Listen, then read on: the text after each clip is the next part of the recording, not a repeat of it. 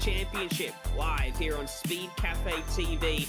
We're taking a trip to upstate New York this weekend for a visit to the Watkins Glen International Circuit using the classic boot layout. Going to be a high-speed race full of drama tonight. It's been an unexpected championship right the way through it. 8 rounds, a few different winners, a few different pole sitters. Unpredictability is the name of the game in this series so far. But Ryan Jones here and Scott Rankin alongside me to take you through all the action this evening. And Scott, as we get into the penultimate round, we've got a 3-way fight for the championship on our hands.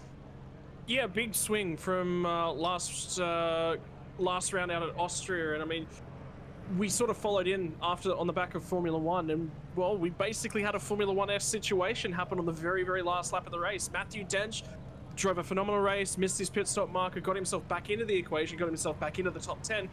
Put together what you would basically say was just about enough to lock up the championship. Just 2 more consistent rounds was all he was going to need. Well, the pressure's back on now. Things have changed dramatically. Matthew Dench, with 2 corners left in the race, broke his final track limits violation to net himself a penalty, which put him to the back end of the lead lap worth of cars, made him finish outside the top 20, and he scored very, very few points from the Austrian round. What did that do to the championship? Well, great news. That's actually blown the championship back wide open again. We were thinking all of a sudden coming into this round, it's Matthew Dench's to lose. He's got to do something dramatic. That happened last time out. The margin between Matthew Dench and Lachlan Capel has more than halved. It was out above 50 points. Tonight, it's 21 points. That's the smallest margin in the championship since the very, very opening rounds. And I tell you what, it is on. And for those of you watching along at home, Damon Woods as well. He's been on a hot streak. 4 wins from 8 races. If he doesn't finish in the top 4, he doesn't finish. Sorry, if he doesn't win the race, he doesn't finish in the top 5. He is now back within that stretch of points as well. Took 39 points out of our series leader. He now sits at 57 adrift from the series lead, 36 points back from Capel. So Capel's got to have a good round. Dench has got to have a good round. There's lots to play for here tonight. It's just all of a sudden come to Watkins Glen. And it says go bowling on all the advertising boards down the front straight, and my word, it might be time to go bowling. I sincerely hope they do not for the quality of this broadcast, because if they go bowling, Valtteri Bottas start the 2021 Hungarian Grand Prix, we're going to have a few damaged cars down at turn 1.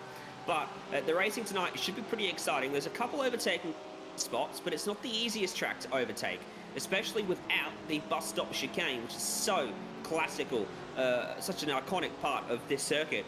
We're cutting that out. We're going for the historical layout. So it's going to be a high-speed run down to the carousel, which sometimes, coming off the bus stop, overtaking opportunity, probably not so much tonight. They're going to be running pretty high wing on these cars, which means the draft isn't going to be as big as you might normally see as well. So going to be very interesting to see how drivers manage that tonight. And qualifying could very well be extremely important, as it always is. We've got 2 groups here in qualifying, 2 groups of 12-15 minutes each to set their best laps and put their name forward for pole position, of which, by the way, we have had 5 different pole winners across 8 rounds so far. Damon Woods, the only multiple pole sitter, done it 4 times. Lachlan Capel has himself a pole, so does Dylan O'Shea, Ross Rizzo and Simon Nicholson, who got a pole from his 2 starts that he's made, so he's got a pretty good conversion rate. But we'll see who can get the job done tonight. Nicholson, for him, I mean, showed a lot of pace, obviously, was quite quick, was quite there and thereabouts. So, I mean, you know, from his perspective, I think it was just an availability thing. He just, you know, he was here to support Matthew Dench as Dench pressed on in his pursuit of the championship, and it's quite critical. A couple big things looking at the practice results as well. We've actually got Lachlan Capel on standby. Capel, just was chatting to Lachlan just before. He said big thing was second last corner, turn number 10, the left-handed kick just before you come to the right-handed finish line. Car's a little bit unsteady there if you're a little bit too hot and too much wheel angle. So Lockie, I mean, it's all to play for this final round. Championship battle's down to 21 points, mate. It's high downfall. We're just talking about car setup and car approach tonight. Normally with Watkins Glen, the only way to get a pass done's that run into the bus stop. So you've sort of got to run a trimmed out car, but not too trimmed out, or you're actually vulnerable in all the high speed corners. But those are the difficult spots to overtake. It's tricky in terms of setup around here. Yeah, I'm not running max, but it's not very far away from max. Yeah, it's just whatever grid and go made for this week, because when me and Seb ran it with the team for 6 hours, it was actually quite nice. But yeah, it's a bit slidey at the same time, but it's also, you got to try and sort of, it's just a balance, really, this entire sort of track with this car. It's really just a balance of how much speed can you gain versus how much time you can lose in the corners. The other thing that was weird to me, because I know how much you love doing hot laps, you haven't done any qualifying preparation. That's new for you. You're a little bit down the order in terms of where the practice times were. Was that on a race setup lap? That wasn't necessarily qualifying time? Yeah, that was full field 1 lap race. I was off to dinner, so I did not have time to do laps. But honestly, I think with how the championship is right now, I'm locked into at least P3, which I'm more than happy to be on this championship podium, regardless of where I finish and the drivers around me. So I might just have a little bit of fun tonight, you know, see what we can do. It's going to be a bit of a draft track, so Collie will be a bit of a lob, but we'll see how it goes. I estimate I'll probably go P3, P4 maybe, but again, it's anyone's game. Toe could play a big factor in here too. Might see it a lot coming up the S's and down that back straight, or the main straight after the turns 1, 2, and 3. So that might play a big influence in the lap, especially without the boot. But yeah, the race will be a lot of there'll be big trains. I don't think many people will be passing. I reckon there'll be a lot of fuel saving, tire saving. I reckon quite a few people take some tyres on the stop, but then again, it just depends on what setup running. I definitely reckon I'll say that there are people who will be running max, and I've chosen to go on a little bit lower than that just to try and gamble a little bit on the straight line. I know the Porsche does struggle a bit on the straight line compared to some of the other cars, but we'll see how we go. Thanks for your time, at least tonight, Lockie. I mean, best of luck with how everything plays out. And yeah, like you said, there's a number of drivers around you that you just say, look, I mean, if I'm in with a shout with those guys, it's been a good championship, man. So first and foremost, congratulations on the season thus far, particularly given how badly the first round of the season started. I will give you the one statistic that I'm very, very keen to see, actually, was up until last round, there were 2 drivers who've been in the top 10 every round. Now there's only 1, and his name is Lachlan Cape. That is great. We'll see if we can keep out these top 5s in the thing, because I think I've done a calculation. If I just keep top 5ing every round, Damon can't catch me. So if we can just keep getting those marks, it's not that hard of a target to set or to get, but as long as we keep hitting those marks, we'll be all good. Mate, thanks for the time. Really appreciate it. We'll let you go and get prepped for quali then. Cheers, guys. Hedging his bets with the estimation of around 3rd or 4th in qualifying. The last 5 rounds for him, hasn't qualified lower than 4th. 1 pole, 2 front row starts, a couple of P3s and a P4. So I think it's a pretty safe bet for him to be up inside the front 2 rows. 5 minutes left in this first group. Sebastian Vandel leads the way at the moment. Provisional pole by 0.04 of a second over Simon Mizomo. Back to P3 is Brendan Nishke, and Marlon McMullen just vaulted himself up to 4th, but Chris Barnes knocks him back.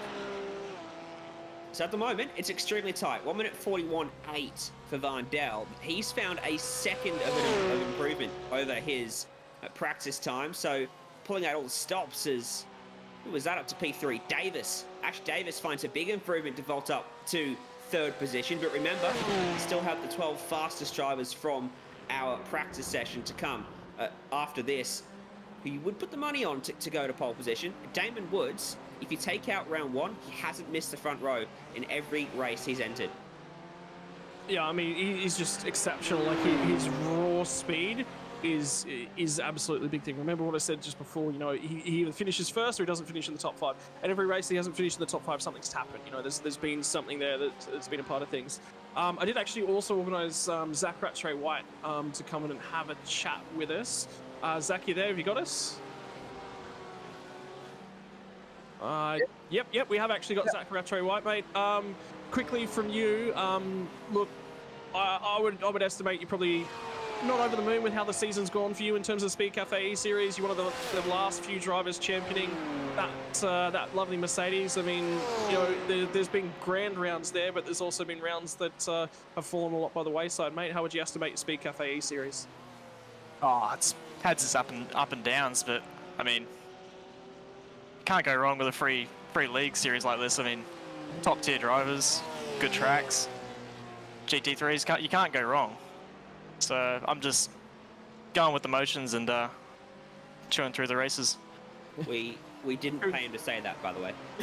I was going to say, I mean, he's driving a Merc as well, so it's not just chewing through the races, it's chewing through some rear tyres as well with that lovely AMG V8. In terms of the comfort level with the Merc, obviously we've seen a massive transition over to the Porsche being such a favoured car with the newer generation 992, mate. You look a lot more comfortable, I think, in that Merc, and every time I've seen you drive it, that just seems to be your preferred car. Yeah, when the Porsche came out, I did a couple runs and it just, it wasn't my cup of tea. I knew it was going to be fast because of the new BOP and stuff. They always kind of favour the new cars, but I've been eyeing up the Mercedes ever since I joined. But yeah, I just didn't really quite like the Porsche the same way I like the Mercedes, and yeah, it hasn't exactly worked out, but I'm still preferring it over the Porsche. Is it fair to say, as an Australian, anything with a V8 in it is good to go? Anything with a V8 is just the best. I can't, like, when you're in it rumbling, it's just, whoa, music to the ears. Engine note, AMG number 1, it's got to be Lamborghini number 2. What's number 3 in the field then? I actually don't mind the Porsche. I have to say, I do like it. All right, well, there you go, ladies and gentlemen. The best 3 engines in GT3 Motorsport, as said by Zach Rattray White, is AMG, Mercedes, Lamborghini, and Porsche. That's it. All right, we'll sign, sealed, and delivered, Zach, and good luck in quali tonight. Thank you, mate. Have a good night. Best of luck. Thank you. Just picking up Andrew D-Shot there. He's found the wall, or potentially just missed it. The Super G Porto replay going to tell us the story.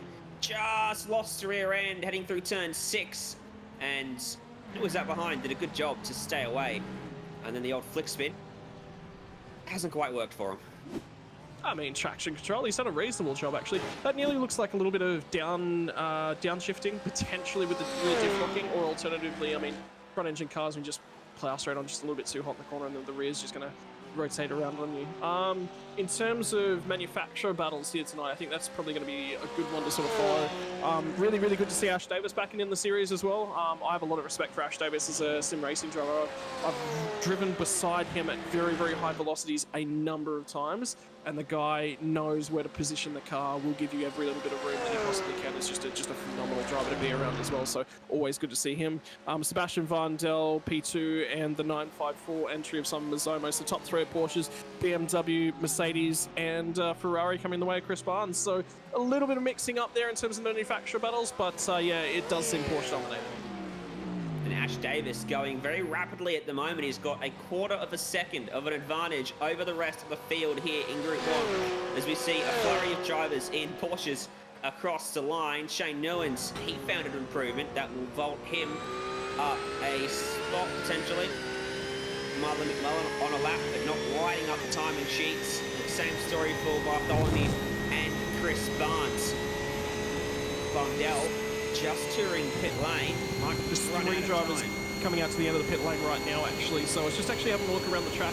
There were 12 drivers to take part in this group. We've had 11 set a lap time at the moment. Actually, it might have only been 11 drivers to set a lap, but there was only 7 drivers out on track as we were actually talking. So all the other 4 were in pit lane. It looks like Alistair Bales is done though in terms of qualifying. He's still on the lane, and that just might be it. We're under 5 minutes to go now, Brian. On board with Davis as he comes out of turn 6, where we saw that little spin for D-Shot down into the braking zone for turn 7. Could be one of the overtaking opportunities tonight. And then up the hill. This is such a tricky corner. The car just wants to step away from you as you get the power down there, as you're coming up over the hill. But it's a crucial one because turn 8 could be an overtaking opportunity tonight as Mizomo lights up a purple middle sector. Look out for car 954. He's just ahead on the racetrack. There he is as we pick him up, rejoining the circuit proper as I like to call it, as a NASCAR fan, Watkins Glen, the cup layout. Oh, it's a big lose for Mizomo. Huge snap of oversteer, and that's thrown that lap away, and will probably prevent him from doing any more laps in this session. Just carried a little too much mid-corner speed. Davis found a purple, and he does not improve at the end of the lap. That was big from Mizomo. That lap could have been putting him to provisional pole. Look at the replay. What happened here, Scott? Well, I mean, I just harken back to Lachlan Capel's comments straight away. You're carrying speed, you're pushing on. The big thing for me when I come to Watkins Glen is dirty air as well. Like we were talking about it. Yeah, he just turned in a little bit. So I would say he's probably got too much wheel, and it didn't look like he was in actually too hot. Benefit for him is that, well, he didn't compromise Ash Davis's lap time at all. So he's obviously got clear air. The previous runs that those guys had actually done, I believe Mizomo was actually the second car on the queue, so they swapped it around that time to see if they could get Ash Davis a little bit of a tow and clear air for Mizomo, which didn't necessarily work out the way Mizomo necessarily wanted. But yeah, look, it's a downforce heavy track. It certainly is very, very hard. Leans on those tyres. Were the tyres a little bit over temperature, over pressure? Oh, maybe. It's tough to say. That one just looks like it's just pushing too hard. Less than a minute to go. Looking back at Varndell, the Shoot Sim Racing's top challenger at the moment. Trying to drag that brake through turn 6, then get on the power. This is the boot layout. Spinner in front, well out of the way. That's Brenton Nishke, who will start no higher than 4th in this race. The boot layout adds, what is it, 4 extra quarters, but none of them are really obvious overtaking spots. You can get it done at 7, you can get it done at 8, but it's so hard to build that momentum off the previous corner to get it done. You're relying on a mistake from the car in front. You can let the car run quite wide out of turn 8 there. Always a big fan of that. No track limit warnings out there that are easy to find at least. And then out of turn 9, back onto what would be the cup layout. It's really interesting. You actually made a couple of really good points in here. They can use a lot of that track limit up and over the curbing with the newer layout as well.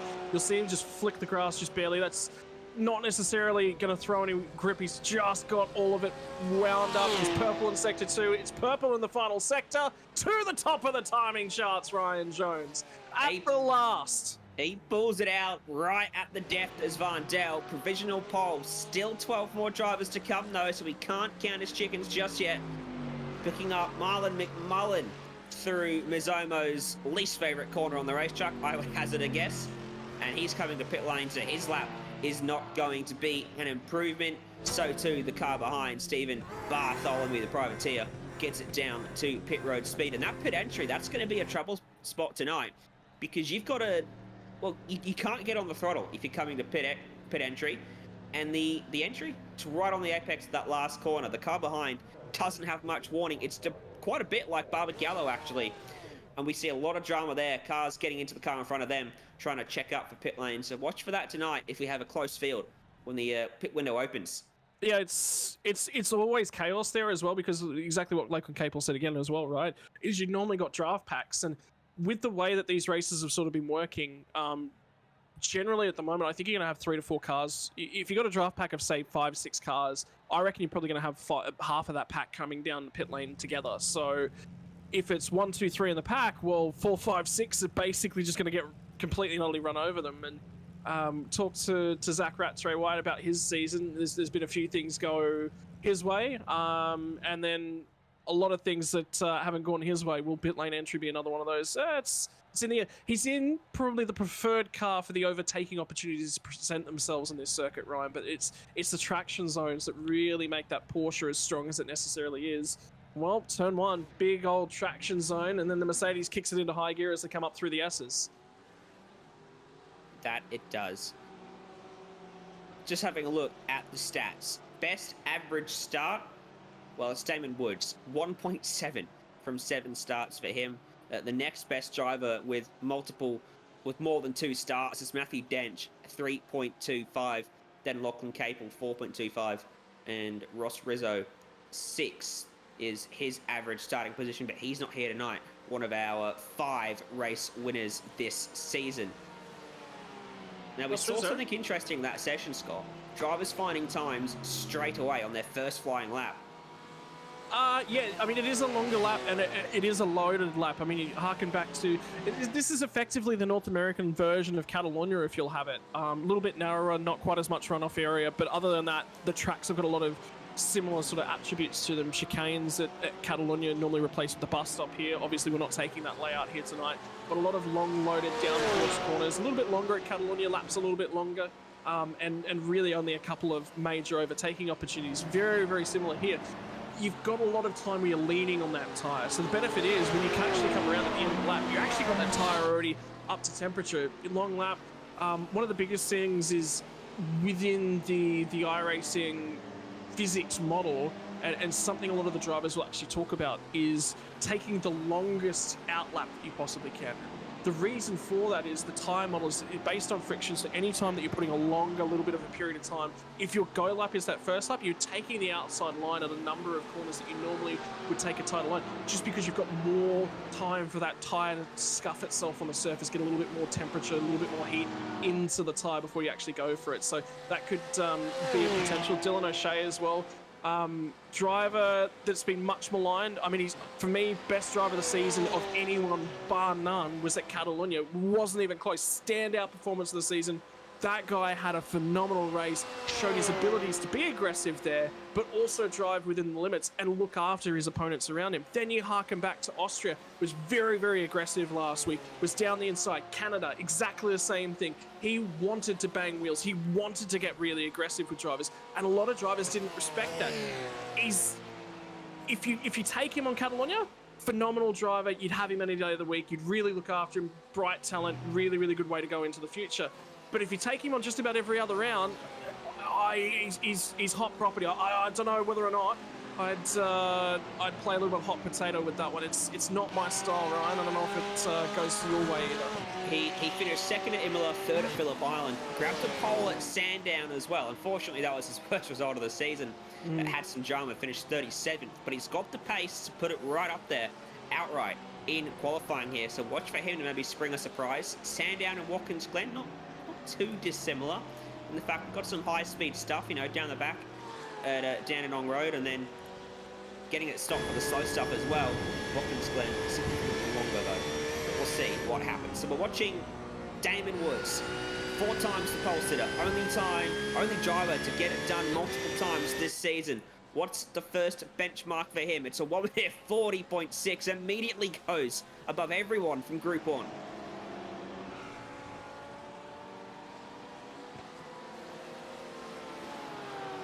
And unfortunately, ladies and gents, Ryan's actually just dropped off just for a moment. So yeah, Damon Woods has jumped 2.5 tenths clear. Actually, no, he's 7 tenths clear at the top end of the order at the moment. But he is still a way off of his practice time. There is still another 2 tenths to actually be found there. So he's doing okay in the meantime. Ross Rizzo's there and thereabouts. He's jumped to P3. So Varndell's still holding on to that P2. I'm wondering whether Dench is not doing his usual here. Prepping the tyres. First flying lap at 56.490. He's now found himself just far enough back from Daniel Yeaman, actually up ahead of him, to really go in pursuit of this lap time. That's him entering shot just in behind, and that's Dan Yeaman we've got on screen as well. Yeaman was a mile off of pace warming up here. Yeaman's feeling comfortable, hasn't had the time in the sim that he necessarily would have liked, because he's also another commentator, another broadcaster. So a lot of his time in the week gets devoted to bringing us more sim racing as part of the Sim Speed channel and everything that's gone on over there. But he said tonight, look, I'm just going to go out there, I'm going to have fun, gain a bunch of spots at last round. What's the worst that can happen? He took a lot of the curb on the inside of turn 6, by the way. He used all of it and some of the grass. And he's right in behind Sebastian Flock. These two are good friends as well, it should be said. And Lachlan Capel up the road, I believe, part of that group as well. So these three are towing each other around the racetrack. You mentioned the dirty air, that'll be hurting a little bit. You ain't going to be hoping that benefits down the straights will be outweighing the negatives through the corners. He's staying very close to the back of the Evolution Racing Team car in front. So we'll see what these 3 laps are. What will be helping them is that Lachlan Capel at the front of this train is going very quickly indeed. As Woods came to pit road, Capel gives it a whack out of the final corner. How much does that hurt his lap? Well, it invalidates the lap, so we won't know. Flock did a 41.3. And Daniel Gaiman a 40.9 to go second fastest. Well, that won't hurt the stretch. Phenomenal battle, actually, Ryan. You missed out on that one. It was between him and Ben Faulkner. They went toe-to-toe the whole race from Spielberg last time out. It was phenomenal. And we'll get another look at this one from Lachlan Capel. He was pushing on.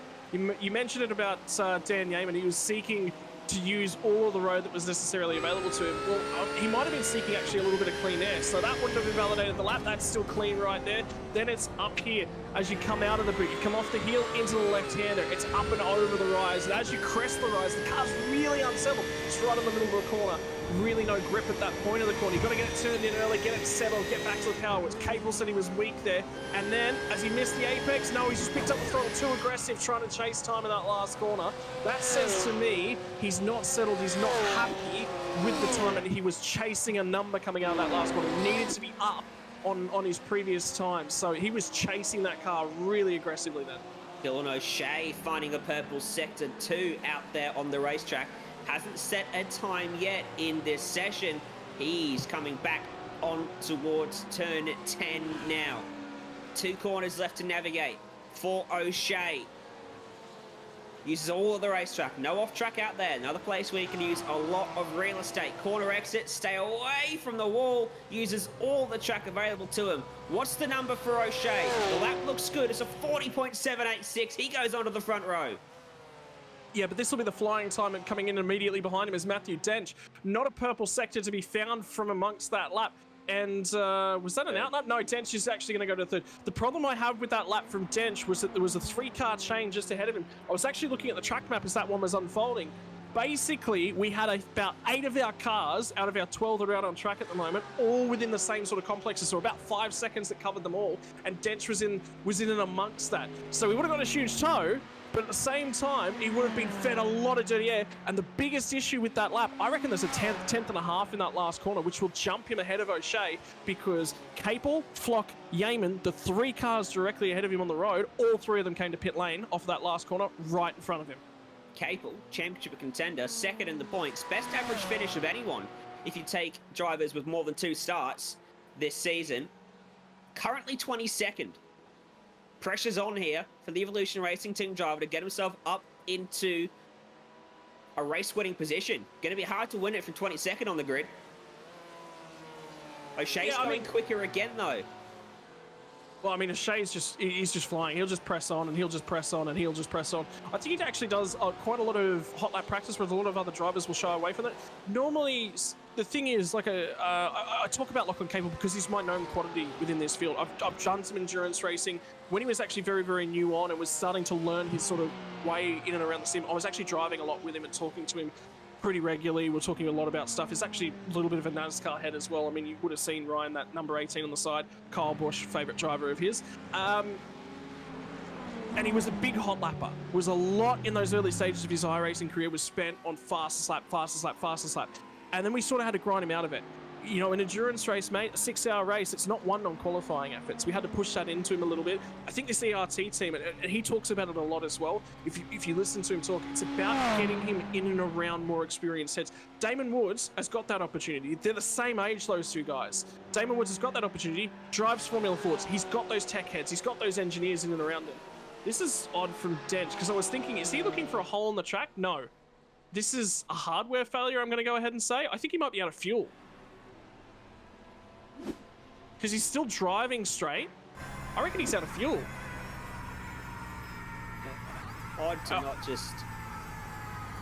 You would think if he was looking for a hole in the track, there was multiple holes that have gone by so that he didn't interrupt anyone else's laps as he was trying to get back to pit lane. He's misjudged that. His qualifying's done. So he's stuck there at the moment. 5 minutes left in the session. Plenty of time for someone to improve. Woods has a huge snap, saves it, styles it out. That'll kill the lap 10, as well. But yeah, it will kill the lap for him. Got to keep, so the critical factor for those of you watching along at home, an off-track point here, off of the curbs here at turn 10. Big slide, still in play, still in play. Now he's out of play. So he dips all 4 wheels off of that curb. That's when the off track comes into play. In qualifying, that will cancel your lap. Same as Formula 1, same rules as that. You get outside the circuit boundaries on your qualifying lap, lap time gets deleted. So that one did get deleted straight away. Down at turn number 1, this will be critical as well. So we'll watch Dylan O'Shea path all the way through down to turn number 1. It's exactly the same thing. You must keep 2 tires on the curbing at turn number 1, and you must be off the curbing about 3/4 of the way along it just before you get into the entry to turn 3. If you're not back off of the curbing, by that point you get a slowdown penalty, which will carry all the way down that straight. So that'll be very, very critical lap 1 in the race. Normally drivers will just pick up that off-track penalty. It won't be too bad. Watching Atsushi Osafune here, coming through the final corner to the line, vaults himself up into 11th spot. Good lap there from the 28. Just behind him on the racetrack was Lachlan Capel, who still doesn't have a representative lap. It's getting critical now for Capel here. This is late in the session. There's less than 5. I think there's about 3 minutes left of the session at the moment as we're looking at it, Ryan. And my concern with that is if he doesn't have an opportunity, he's got to set a banker now. He can't press on. So this won't be a phenomenal lap time. And if he's going to leave himself within a shout of Dench at the end of tonight's runnings for that overall championship win, this has to be, for me, it has to be top 3, top 4. You cannot be off that second row, I think, for Lachlan Capel. Well, let's see what he can pull out. He is pushing this car. This does not look like a banker. It's an all-out attack from the ERT driver.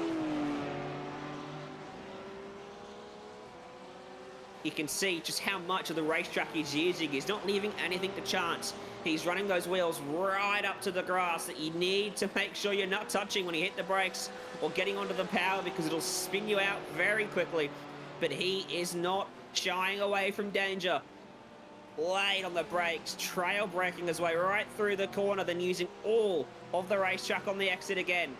One of the things that struck me was right as he went down in the toe at turn number 7, I think he had to have a second go at the wheel. I think he tipped it in and the rear wandered a little. He had to unscrew it slightly and then have another go. This is critical. If he's going to have a good lap, he had it balanced, he unsteered it slightly and back in. It wasn't as bad as down at the toe. That's much better off the final corner. This will be representative for Capel. Has he got the tyres underneath him to go for a cracking lap on this second run? 40.8 goes to P3 with that effort. Big pressure moment, and Capel delivers, gets himself up towards the front of the field. That's what he needed. Now he can really attack this next lap. What about Ross Rizzo? I thought he wasn't in the field. He most certainly is in the Lamborghini, screaming its way up the hill towards the start-finish line. A 40.9 gets himself up into 6th place, 5th place even on the grid. It's extremely tight.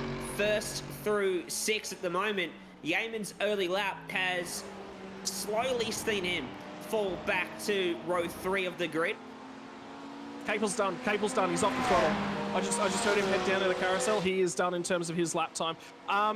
The other thing that's relevant tonight is, remember how thus far this season the temperature's sort of been climbing as the qualifying session's gone on? No, it's been static. We've got a minute on qualifying. You've got to be on the track. You're coming to that line to start your lap right now, and there is only 2nd place Dylan O'Shea at this point in time. So Dylan O'Shea will get the opportunity to start one more. There's 14th place at this point in time is Rob Bowden. Immediately in behind him is going to be Damon Woods, and then behind them is 10th place. I think that was Rattray White. No, it's Faulkner, Ben Faulkner of the Vermilion Sim Sports. There's only a couple drivers who get another opportunity to lap.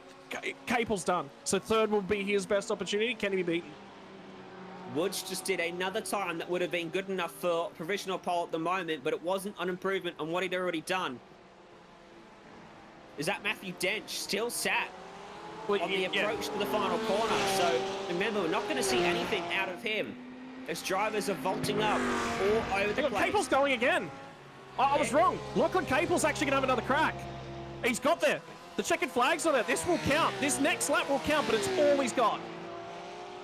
Oh, he cut that fine. He got 10 seconds across the line. The checkered flag flew.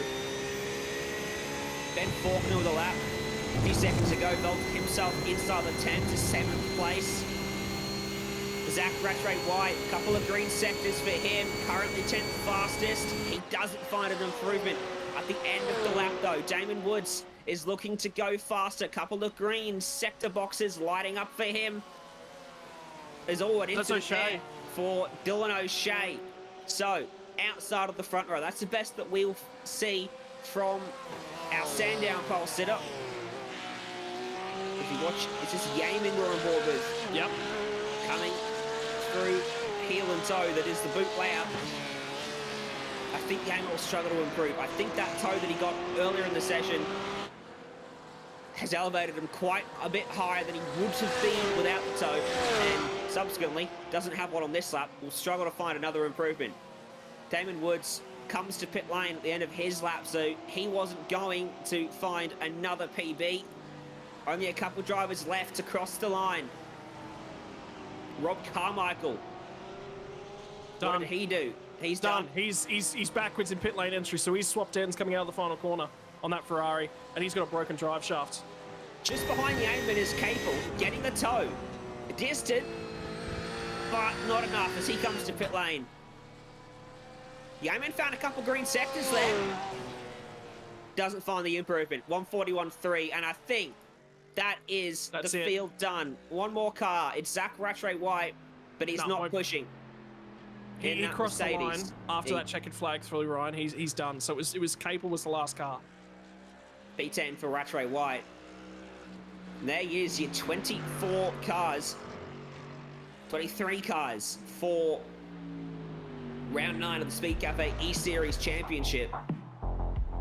And this race is going to be electric. Damon Woods, third in the championship. 57 points back. Puts himself on pole for the 5th time this season. Championship leader will go from 4th. And the man between them both will go from 3rd. All three of them are right up there in this race to get it underway. And it's going to be tough to pull away with so many straights on this circuit. High speed. The draft is going to be in effect. And Damon Woods is going to have a mirror full of drivers heading up through the S's on lap number 1. Well, what you're going to see, I think, Ryan, is Lachlan said draft train. You will see some amount of draft train. At certain points, that dirty air, particularly if you've got three cars directly ahead of you, really climbing all over each other, there's dirty air everywhere. There's you're just not getting any downforce to the front splitter on that car. The Porsche's very, very reliant on it. So the problem will be, say, Dan Yamin, he looks at Capel, Dench, and Rizzo immediately ahead of him, all boxed in. Well, Dan's not going to have any grip when he goes into the corners. So effectively what's going to happen is he'll probably drop back and form the second draft train of cars. Might be another 5 cars there. And then the same thing will happen to the car at the tail end of that train, is that they will just not be able to hang on to the back end unless you get mistakes, unless you've got opportunities. And that's the thing as well. Watkins Glen is renowned for one of the seemingly easiest combination of corners on the first lap, but it's one that triggers huge incidents. I don't recall many series if for example you've got a 3-race night, generally 2 out of the 3 races you'll have a massive pile up in the S's on lap 1, just because cold tires, people trying to shove it a nose maybe a little bit too far down the inside, somebody else in front of them just pushes across the racetrack. It's tough and it's tricky, and it's a lot tougher and trickier than it really seems to be, and you're not going to get that essence until you're really right on board. It'd be interesting to see what these guys do. A lot of grip available for these drivers as well. They're struggling to find that mid-corner grip due to their setup, but the track is only 20 degrees. It's cold. There should be a lot of grip out there for these drivers, but they're so trimmed out with the setup that it's proving very difficult for them. And I'm just having a look. The field spread, there is 1 second covering the top 12 cars. That is tight, Scott. It is a very close field. It's the tightest we've actually been, I think, for the bulk of the season as well. It's one of the smaller fields that we've actually had for the season thus far with 23 drivers. And look, there's a couple of factors probably affecting that tonight. This weekend it's the big one. I mean, the thing is, a lot of drivers are putting a lot of time and a lot of effort into the GT3 only affair that is the Spa 24-hour on iRacing, the simulated version of it, if you will. And you can't prepare for everything, and something's got to give. And when you're committed to a team of drivers, generally a lot of people will go, well, they put extra pressure on themselves because there's other drivers around them. So, sometimes that'll get in the way, sometimes that'll be a bit of pieces of him. It's actually really interesting to note bits and pieces of the numbers that are actually up on screen. So a lot of drivers at home will be sitting down and watching iRacing and go, iRacing, well, how do you get fair matchups within racing? This is actually the statistics that they use. The number on the right-hand side here, so you've obviously got your lap time. The number next to it in blue and white means that there's an A-class safety rating, drivers of a certain driving standard. Incident points is how that's measured. But then the number that's in that one is actually the driver's rating. The higher the rating, the better the driver. Damon Woods is, I think, second or third in Australia in terms of I rating. He's one of the absolute standout performers. And basically, it's like chess. Have you ever heard of ELO rating in chess? You come up against a guy, you're expected to beat that guy. If you are expected to beat that guy and you beat him, well, you still gain a little bit of rating, but not quite as much as if you were expected to lose that matchup and beat him. Same thing with the I rating up and down. If you're a lower class driver, a lower ranked driver, and you beat a fair few of those guys ahead of you, you'll gain more rating points. So it adjusts after every single race you do, and it's a really, really interesting metric. It doesn't have a real-world counterpart for motor racing. It's actually a really interesting number to look at, because all you've got in real-world motor racing is lap times and results. I love it. Love talking numbers. Ranking systems, Ryan.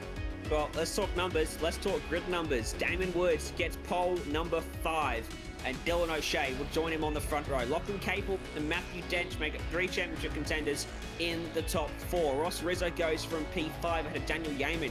His best qualifying performance of the season, I want to say, in P6. Ben Faulkner and Sebastian Flock on 7th and 8th. Varndell in P9, our leading driver from Group 1.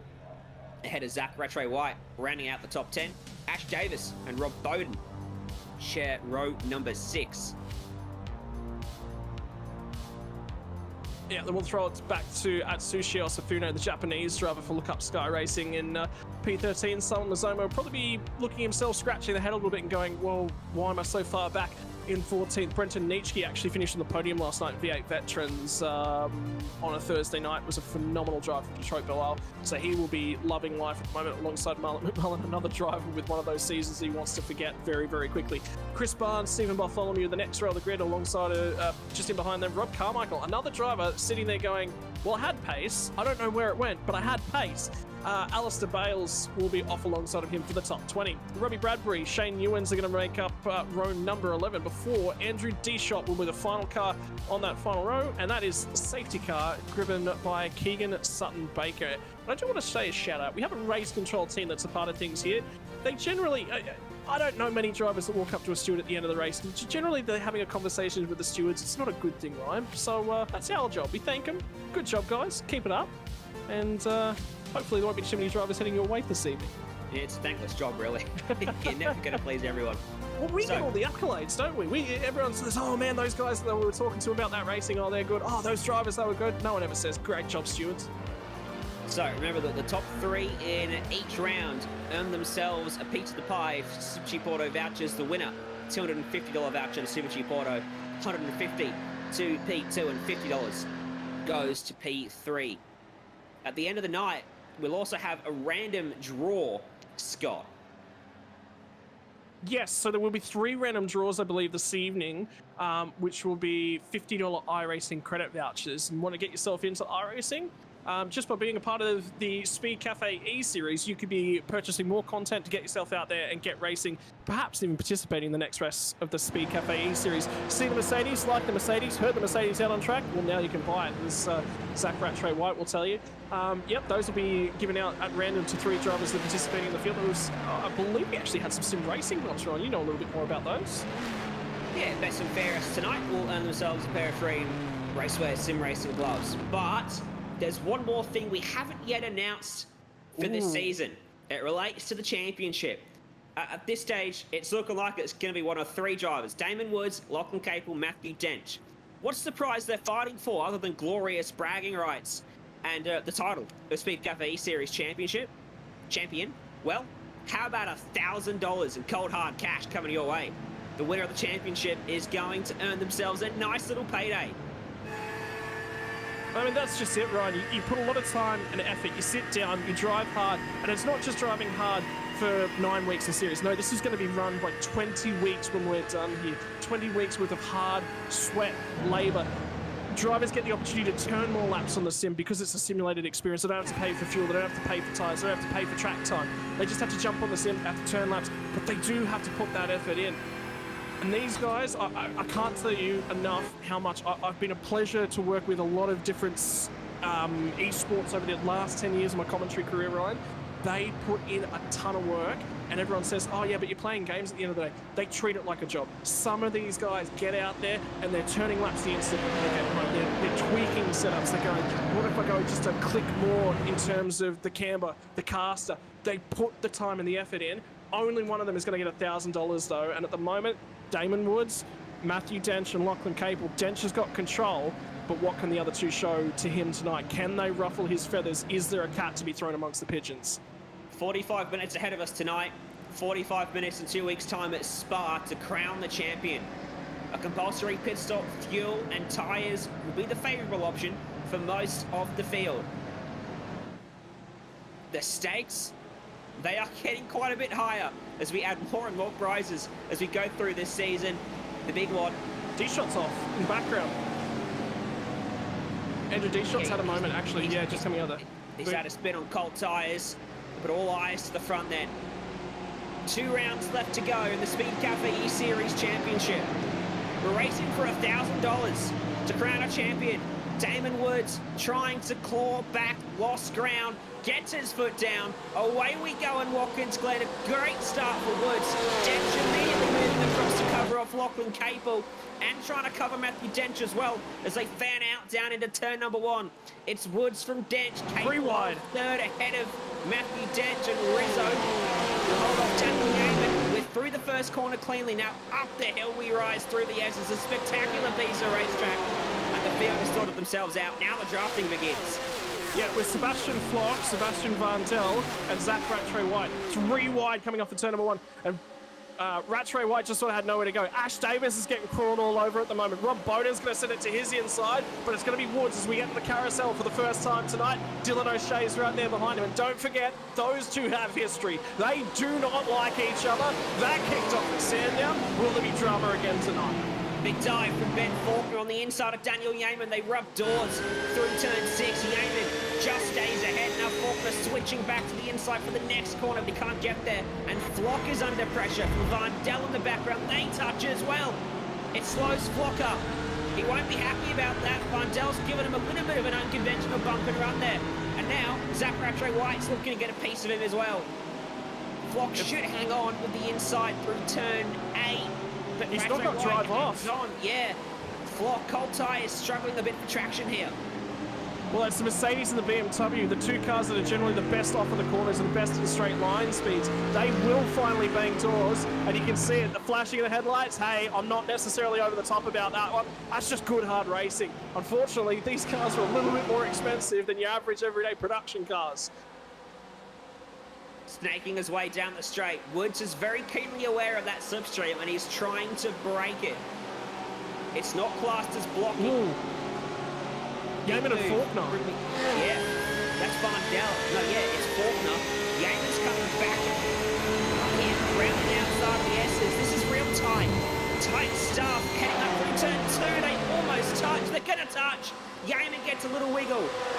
Where does Vandel go? Does he try to thread that needle? No, he decides better on it. He's going to opt to push Daniel Yaman. This is the outside for the carousel. I've never seen so much contact early on in a race. They are banging doors everywhere around this circuit. Faulkner went for the Hail Mary on the brakes. Yaman switches back. This is fantastic. This is the sort of racing Watkins Glen produces. And it was these two running wide on the exit. He can. There's still overlap, Scott.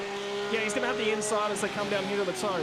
But it was last week from Spielberg, the battle to watch, and it didn't change the whole race. It was between these two. Yaman's going to prop it up in the middle of the corner. But they went at it, hammer and toe, for about, let's say, about 38 minutes out of 45 minutes. And now this is going to present an opportunity for Zach Rattray White to buy into this deal with Vandel. Vandel's a Carter, by the way, Ryan Jones. Big Carter, I believe, out of New South Wales. Don't quote me on that one. Might be Victoria.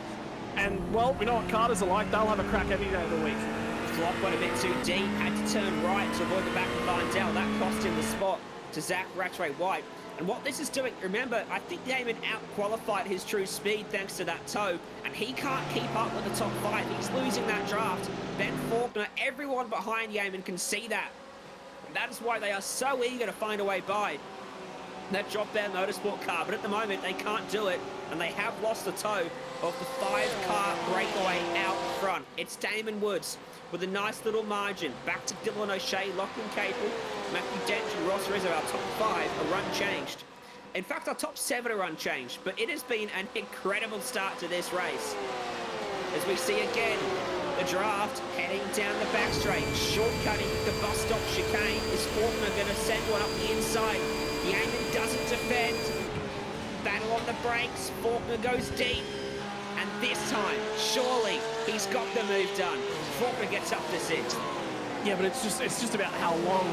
I expect these guys to go hammer and tongue. They both actually said last week it was probably one of the best races that they've had in a really, really good long while. It was clean, it was fair. They were going at each other. It was a lot of switchback moves, which is the key part about it. I was really intrigued by the way that Dan Yeaman drove this corner on the last lap. Sort of propped Ben Faulkner up. He wanted to get down the inside. So the struggling under brakes could be the other side of things. It looks like as the car transitions to the acceleration, that's where Faulkner's really, really strong. And then down in and under brakes. So that mid corner, maybe just where Dan Yeaman's getting a little bit better. Maybe initial turn in, not quite as strong into the brakes. I'm really watching the back end of Ross Rizzo's car as well at this point in time. Right up and underneath that rear wing of Matthew Dent. Could he be a factor in this championship? Because if he can get ahead of Matthew Dent, that could be the all-important points that Lachlan Capel needs. Yeah, exactly right. Worth noting, we've lost Chris Barnes momentarily. He's come back due to some internet connectivity problems. It's Sim Racing's answer to a mechanical fault, essentially, is here internet dropping out for a moment. So big shame for him. That's unlucky. He'll be a lap down, 2 laps down if he does rejoin this race. He is back out there, but he is 2 laps down. So big shame for the 10th SRT driver. If we watch Varndell, Yeaman, crucially, hasn't let Faulkner get away, and he is right there to fight back. You pull out of the slipstream, and it's like hitting a brick wall. All that momentum you gained slowly fades away. But I think he's had a much better exit because he's continuing that advantage. Here comes Varndell. He thought about 3 wide again. And again he decides, no, it's too early for that stuff. Faulkner runs it a little deep and wide through the carousel. And Yeaman's all over him. Faulkner has to cover. So that line that's Ben Faulkner is actually taking through there will be very, very heavy on that front left tyre. The biggest wear, remember, this is a clockwise circuit that we do run around here. So the left front tyre, that's your loaded tyre. Porsche probably going to wiggle a little bit on that left rear. Lamborghini's certainly going to be putting a lot of temperature on that left rear tyre as well. So watch for them. Maybe Yeaman's biding his time a little bit, chilling beneath the circuit. It is a surface, sorry. It is a little bit of a cooler track. You did mention that a lot earlier on. Tyre wear, that may pull things back. That may take that necessarily out of the equation, but the way these guys are going, well, maybe not. Yeah, Faulkner last time by was able to do the same time as Ross Rizzo, but you can see the gap that's formed ahead of him and the absolute freight train that's formed behind the Vermilion Motorsports driver.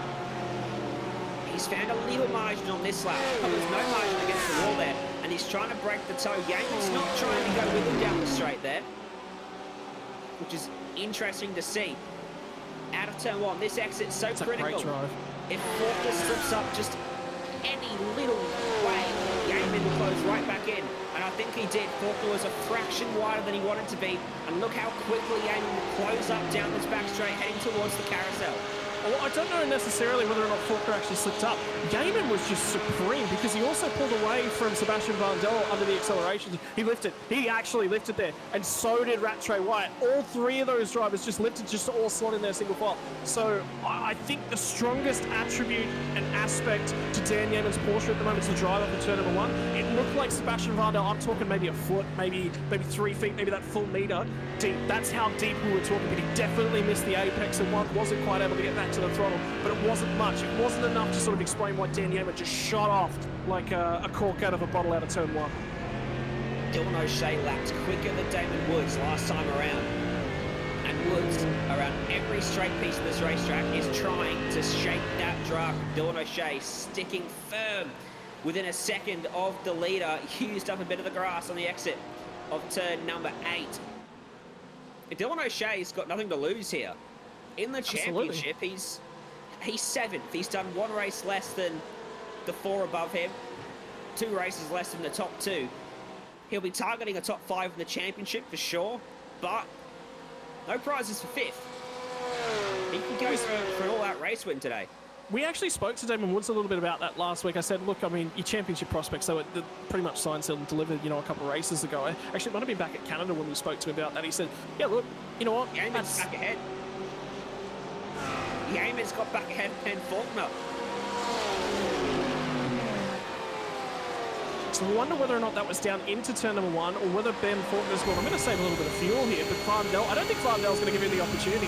This looks like Sebastian Varndell's ready to have a crack at these two. Going to box him in behind Dan Yeaman. Now he has to lift, so that means where does Faulkner go? Does Varndell keep the nose in? You betcha Varndell's going to get the nose in. 3 drivers underneath a handkerchief. Oh, Varndell's going to have a crack down the inside. Careful, don't run him too wide or they'll make contact. Varndell can't quite clear Daniel Yeaman, but on the brakes, he is very good. Round the outside, but it's a long way around the corner. Yeaman gives him just enough room. This is superb. Varndell probably feels he's got the pace to pull away from this group, which is basically the entire field, part of the top 5, which is why he's working so hard to get the clean air that he has just found. And Faulkner's defending from Zach Rattray White. He was 6th. Now he's going to be back in 9th if Rattray White can complete this. Faulkner, you lose a bit of momentum. You lose a lot of positions. And Rattray White's going to round him up the long way. Faulkner immediately on the attack again on the inside. That was aggressive, but it was bold and it worked and they touch and Faulkner slides. Now look out for Sebastian Flock. He'll have to go the long way around and he does. Faulkner recognises he's got to throw the white flag at some point. Rob Bowden wants a piece of him now. It's never ending for Faulkner. Well, I think the critical thing was, remember what we were talking about down into the carousel over those first couple laps, how deep Faulkner was taking it. And Yeaman just sort of said, oh yeah, you know what, just take it. I'm not all that concerned. But still, Ben Faulkner opted to go very, very deep and then picked up the throttle, used all the track. I think he's actually cooked his tyres. He hasn't taken the tyre away yet, but he will start to if he keeps that pressure on. It might be time for Ben Faulkner just to take a breather, take 2 laps out of it, just hold station, lift a little bit earlier, brake a little bit earlier. It's all about peak speeds, where you save the tyre, where you get the temperature out of those tyres, peak speeds into the corners. Brake a little bit earlier, you take less speed into the corner, don't have to turn as much, the tyre's more within its happy zone, and let the tyres come back underneath you. Have a look at Rattray White in that Merc. Yeah, Yeaman had a run on Varndell, lift it off, and that allowed Rattray White to just blaze on by. So Yeaman is playing the long game here. There is no doubt about that. But just got to be careful. Lifting off down the straight, you've got to be careful about where and when you do it and how much you do it, because we saw there, it can cost you a spot when all is said and done. Rob Bowden did find his way around Ben Faulkner as well, down to the carousel. So Faulkner's back down to 11th spot now. Yeah, and again, I think just as those tyres were coming up, he's just taken too much out of them. So he's still in. He's very, very quick. He's very much in and about that. And one of the things that we saw from Ben Faulkner last week was he wants to race. He wants to go hard for it. He's not here for a championship. Joined too late in the season for that really to be an offering for him. But he wanted to go racing. He really wanted to get aggressive, show guys that he's here. And one of the key things I saw out of him was race brain, race brain, race brain. We always talk about from a race driver's perspective how critical it is. And looking after those tyres, that's one of those things. I think he's just going to take his poison. Looking at a replay, thanks to Super Cheap Auto, of contact, and Alistair Bales going for a spin. I say he's kept that off the wall. Good job, locked it down just in time. Stay away from the tyre barrier. The battle for third, heating up. Matthew Dent all over the back of Lachlan Capel. He's alongside him, heading towards the carousel. That's a big swing in the championship. Instead of Capel taking points out of Dench, now the gap to Dench gets bigger if he finishes behind him. The critical thing, Capel was looking to get back down and underneath him as well there. And Rizzo still hasn't disappeared, so he's looking after things in this Lamborghini. Again, another opportunity to talk race brain. Dench is always looking for any opportunity to think fuel game, think tyre game. Think about preserving something, give himself something to go the long run. Capel said may need tyres tonight. Dench is trying to say, I don't want to take tyres if I can get away with it. I want to make it nice and simple for myself. I don't want that tyre warm-up phase. One of the biggest things, was talking to a few guys in the midweek, overcut is strong here because of the tyre warm-up. If somebody else is going to take tyres, those first 2 laps, they are so vulnerable, you will just breeze on by them. The problem is, can you defend on cold tyres if that's your option? Robert Bradbury had a little loop through the carousel, just lost it by himself at the rear end. That drops him down to 18th place. And Zach Rattray White now leads that second train of cars and pulling away a little bit from Sebastian Vandel. Have a look at the lap times this time by, because I think finally they all ran single file the whole lap. Zach Rattray White was a 141.5 to 142.4 for Vandel. So Rattray White, I'd say, got by on that lap. He's over a second quicker than the cars behind, and doing about the same pace as Matthew Dench up there in third, who's pulled away from Cable immediately. Yeah, not even close to the lap time differential with them. It's 0.6 of a second. I mean, Cable's going to get that huge toe this time by really trying to attach himself back to the rear bumper of Matthew Dench. We talked about drivers that a few of these guys do tend to work with. Ross Rizzo and Lachlan Cable, very, very good friends. Ross put a lot of time and effort into working with Cable as he was still coming up through the ranks and learning things. So those guys, you know, quite well respected amongst each other. There'll be no pressing on. But have a look at the difference of the cars. Matthew Dench breezed by Lachlan Cable, pulled out the straight line, and remember how you said as soon as you pull that nose out, you sort of get sucked back a little bit? Didn't happen with Matthew Dench. He is running extremely trimmed out. If Cable's going to get this spot back, I reckon it's down here, this next corner right here, in the heel at turn 8. Yeah, well, Cable has responded. He lost a lot of ground initially, but he's just pegs it back a little bit on this lap just to keep himself within touching distance. You can see the lap time comparison. They were even for 4 laps, and then Cable lost 0.8 of a second the lap that Dench went by him. I'd say the delta this time will be positive in Cable's favour, probably bringing it back in by a couple of tenths. 15 minutes forward in this race, half an hour to go. So that's a really, really good marker looking at those front Dench and Cable as well. They're both just making their lap speed in different ways, and Lachlan Cable said, look, I'm not running full wing, but we're basically there. We're probably only 1 or 2 clicks off in terms of the wing. So Dench is making all of his pace around the lap in the straight lines and then just sort of trying to hold on through the corners. Lachlan Cable, other way around. Ben Faulkner's fallen off the back of the train. Ash Davis had a lose through the final corner, hit the wall. What that done, well, it didn't necessarily hold Faulkner up. It means that the car in front of him is now a lot further away, and so he's lost the draft. And that could be really critical to his race. He might never recover from that. Now he's under pressure from Mizomo in live pictures. We'll look at this replay first of Faulkner. There's the train. He's within the draft. He's fine. But then Ash Davis spins, and suddenly the back of the train is a long way away. And Mizomo did find his way by down into the carousel as well. Well, yeah, with that one as well, Ben Faulkner sort of, he did look to cover, but he only covered to sort of the middle of the road. He left 2 cars width to the inside of the road, so he didn't necessarily even think about properly covering. I think it would have actually been, Mizomo would have sat there and gone, that's a little bit cheeky if he'd blocked it all the way, but I think it's actually in his best interest to actually get the elbows out and be a little bit aggressive about hanging on to that spot. The key factor for me is dirty air. They are starting to take, if they can settle it out, these two, and not necessarily squabble it, cool their tyres off a little bit, look after them, they will eventually come back to this train, but it's a matter of hanging on to it. Here's the replay. We'll see what Scott was talking about. Andrew Dishop. We saw him, the drama he had on the opening lap of, well, the formation lap, and another little lose there as he comes through turn 1. Probably just trimmed out that rear wing a little bit too much. He doesn't have that grip through the mid-corner that he needs to keep that car planted to the road. Here's the replay of that move. See O'Shea covered it halfway. Mizomo fires it down the inside. He wasn't taking no for an answer. Yeah, but you see how he only just sort of half covered it and then he moved back? Like, if he really wanted to cover it, he absolutely could have, and someone would have just gone, okay, I'll just try and go around the outside or just settle for it. Yeah, they're both heads-up drivers. They're good enough to be able to do that. But look at Rattray White. It's just supreme in this clear air. As soon as he's got it, like, yes, you could say Vandel's still within sort of striking distance, and it will be in this back sector of the lap that'll probably pull a little bit of time back out of him. But at the same time, I think the clean air for Rattray White's really helping his case here tonight.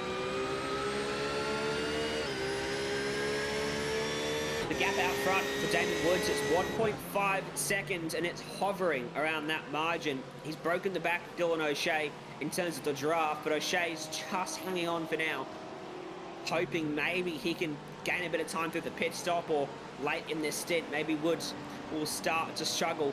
But that's not what we've seen from Woods, is it? Woods has been clinical this season.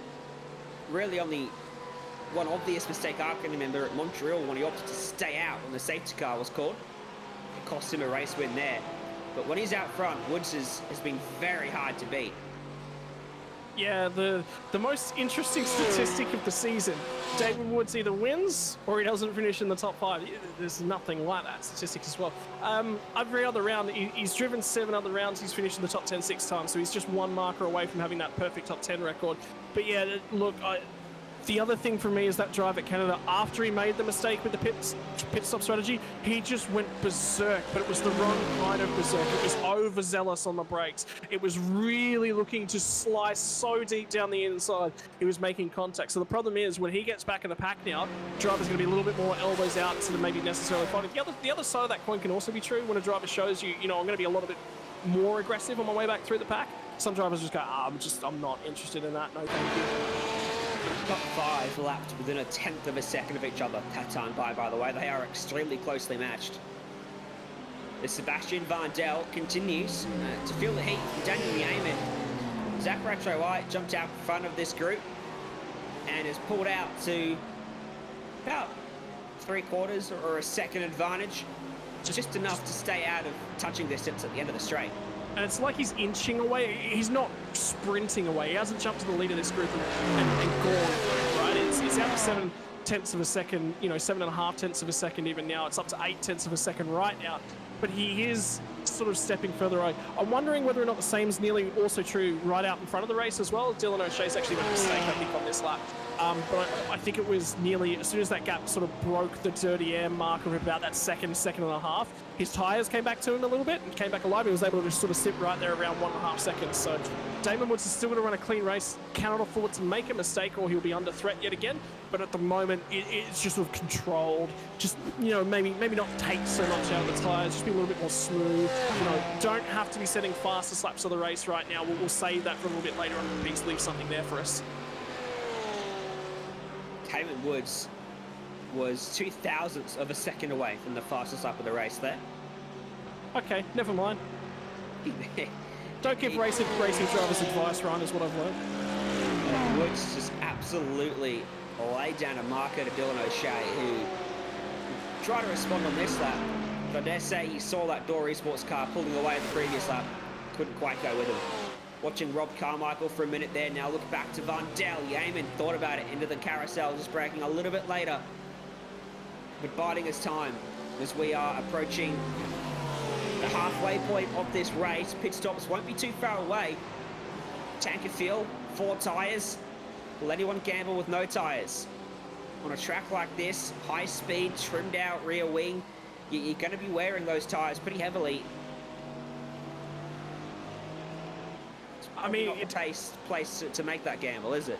Oh, look, I mean, if you're in Damon Woods' shoes, do you make a gamble? Because you're not far enough out in front at this point in time. If you don't take tyres at pit stop and that's worth 5 seconds, are you ever going to give that 5 seconds back up over the race? Well, if you've been looking after the tyres since you got to the lead, no, you're not necessarily.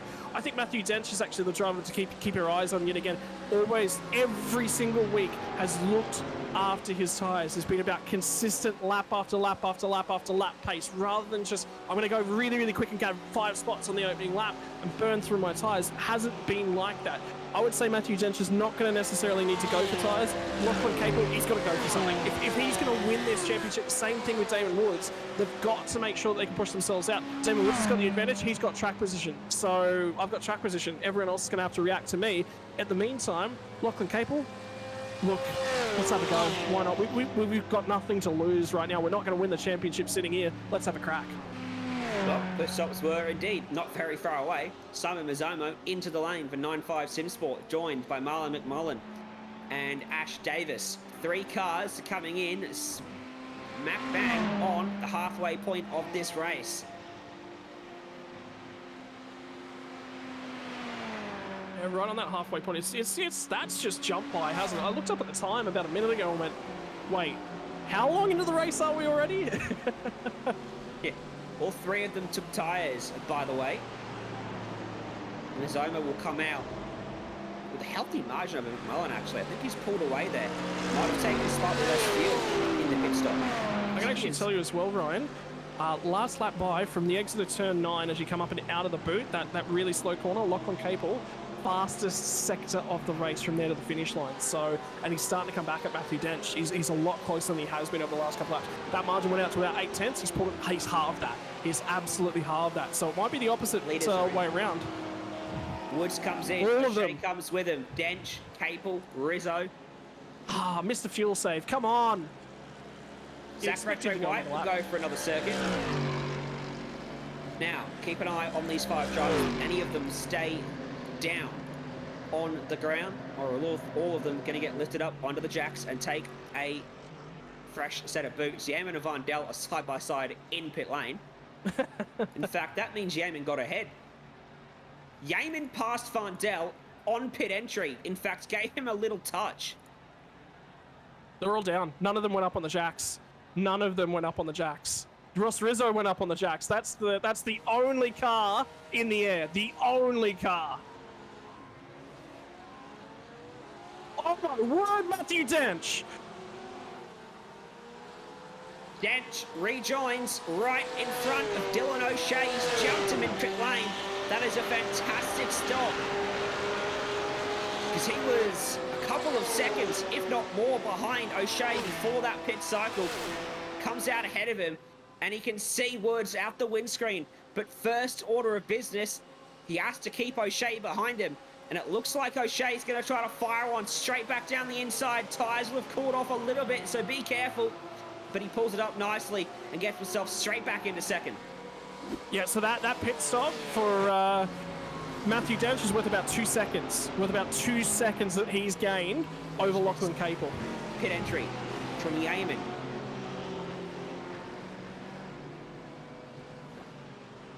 It's just braking a little bit later. Maybe he was responding to Van Dell pitting.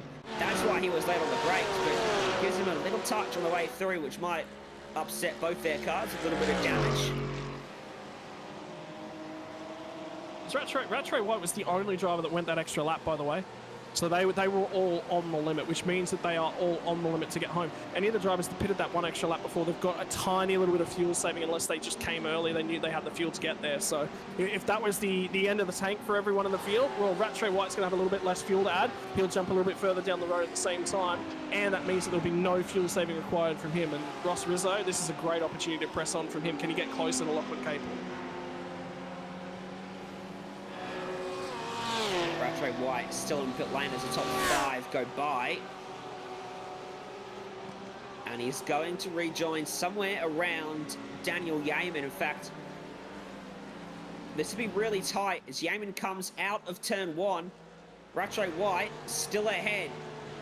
But Yaman's tyres will be up to temperature, up to pressure here. Can he close in? I think Rattray White's just done enough. Remember, he just broken ahead of this group. That was Van Dell, Yaman, Flock, and the rest before the pit stops. In fact, where is Van Dell? Because he's not with Yaman. He is considerably further back on the racetrack. There he is. Have a look at the battle in the background as well. Faulkner and Mazzomo still going at it. Yeah. In the meantime.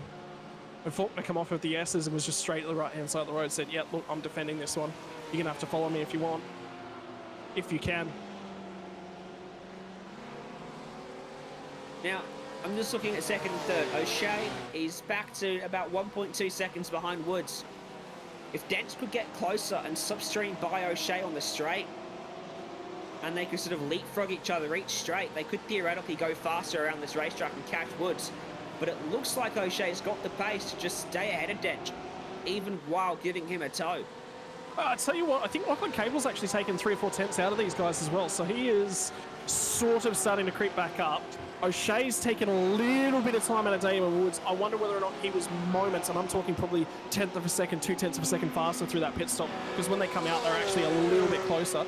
2 seconds was the difference in terms of the pit lane transition times for Matthew Dench as well, so that's quite critical for those guys. And Ross Rizzo, he isn't too far away. He's only 4 seconds off the rear bumper of, he's only 2.5 seconds off the rear bumper of Capel.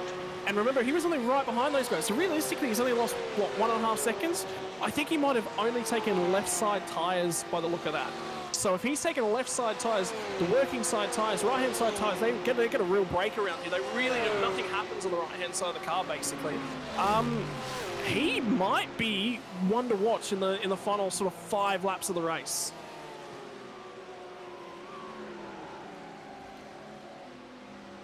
And here is that battle. Remember, Rattray White came out ahead of Yeaman. Yeaman closed back in turn 1, but Rattray White was phenomenally quick, exiting that first corner and pulled the gap out just enough that it stopped Yeaman from closing in the slipstream. So Yeaman tantalisingly close to being able to fight for P6 here. He's got Sebastian Flock in behind him, who last time by was a couple tenths quicker around this 5.4 kilometre circuit, which has just 11 turns, it should be said. A lot of straight line time. Straight line, yes. Yeah, a lot of time with the right foot pressed to the boards in behind there. Gee, I wonder if there's going to be some right feet that are sore after mashing that gas so far in at some points throughout this. I reckon Ben Faulkner's right foot, I don't think that could go any further through the floor. If it does, it'll burst through the underside of the car with how keen he's been to get out of some of the corners. Every lap, Woods goes just a little bit quicker than the car behind, and the next lap, the car behind goes quicker than Woods, but not by enough to close it back in. Woods is just so marginally quick enough compared to everyone else that he's pulling away. Can I get confirmation that's fastest straight line speed, and was that fastest straight line speed on the last lap, Luke? Luke's our broadcaster behind the scene. That number was important, I think, and it was Matthew Dench was, what, 10 car lengths? It was outright lap speed? That can't be right for outright lap speed, so it must be just fastest speed so far tonight, and Dench was massively faster than the rest of them. Well, Dench is tucked right in behind O'Shea. If he's maximising his exit from turn 1, he could set himself up for a huge run down that long back straight. You're full throttle all the way from the exit of turn 1 up through the S's until you hit the brakes of the carousel down at turn 4. I mean, it's no 310 kilometers an hour of a V8 supercar, but you know that's what we always talk about when we're comparing GT3 cars in the Bathurst 12 hour is where do they make their speed? It's through all the slow, the twisty stuff, the flowy stuff right up and across. The V8 supercars would nowhere near a GT3 car if they come across to Watkins Glen. I tell you what, instead of going back to America and going to Coda, can we get V8 supercars from Watkins Glen? That'd be something to watch, watching these guys throw it over the bus stop. Well, we might have a couple of supercar drivers racing Watkins Glen next year. Yeah, theoretically. In NASCAR, potentially. We'll see what happens. Dench, that time by 41.2, closes in on Dylan O'Shea and Damon Woods, but only fractionally. And as it stands, he will extend his championship margin. Damon Woods will close in on Capel, but I don't know if it will be by enough to jump ahead of him. Dench will have one hand on the trophy, heading to the final round in 2 weeks' time at Spa. Another track where the draft is going to play a huge factor. So the fastest lap of the race is worth 2 bonus points, and then the race winner's worth 50 points. Second place is 45, and third place is 40. So theoretically, if Damon Woods maintains that margin, you'll take 12 points out of Matthew Dench. If Dench was to finish in P3, I mean, that'd be quite a deal, you know, 3 rounds ago, but at the moment he's 57 points back. That'd take the margin down to 45 points. He'd need to make, effectively Dench would have to not score points at the final round for Woods to have a shot. For him to catch Lachlan Capel, it is 30 points, 30-ish points. I think it was 36 points-ish coming into this round. If Capel finishes in P4 as it currently stands, he'd take 14 points out of Lachlan Capel. So that would still leave us with around about 22 points. He'd need another 4 or 5 spots to actually jump that one. So it's everything sort of still looking settled. It's still going to take chaos for something to happen, but the E-Series is not had its last say yet.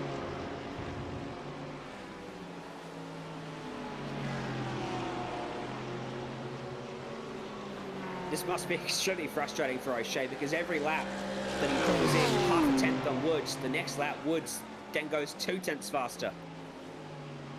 And O'Shea pulls in half a tenth on the next lap, then Woods is a tenth faster. He just cannot close that gap down. And And I tell you what, somebody in chat's actually just gone out and said, well, surely Matthew Dench is short fuel. Well, Dench was fuel saving behind Cable. Because he's close enough to have a look here.